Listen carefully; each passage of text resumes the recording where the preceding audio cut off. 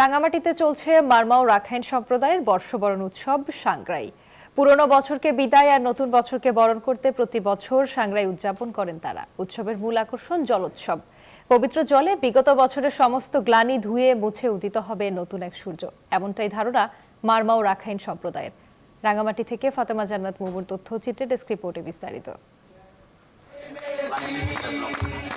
সবেমাত্র শেষ হয়েছে চাকমাদের বিজু, ত্রিপুরাদের বৈশুখ আর তঞ্চঙ্গাদের বিশু উৎসব। উৎসবের আমেজ শেষ হতে না হতেই শুরু হয়েছে মারমা ও রাখাইন সম্প্রদায়ের সাংগ্রাই উৎসব। আমি যে জল ছিটিয়ে পছন্দের মানুষকে খুঁজে পাই। আমরা পুরাতন কোনো দুঃখ কষ্টকে ভুলিয়ে নতুন বছরকে স্বাগত জানানোর জন্য এই উৎসবটি পালন করি।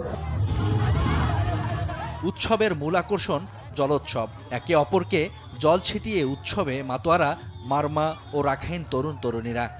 বান্ডেল থাকলে প্রতি সেনমানিতে টাকা বাঁচবে। বিকাশ সেনমানি বান্ডেল কিনে জিতুন প্রতি লেনদেনে।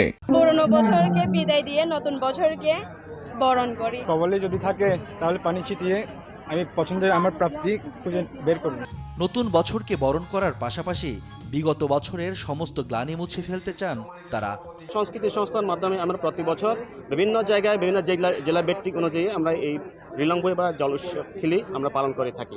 সাংগ্রাই উৎসবের আমেজে পাহাড়ি ও বাঙালির মধ্যে তৈরি হয়েছে সম্প্রীতির মেলবন্ধন। পুরো এপ্রিল মাস জুড়ে মারমা ও রাখাইন পল্লীগুলোতে চলবে সাংগ্রাই উদযাপন।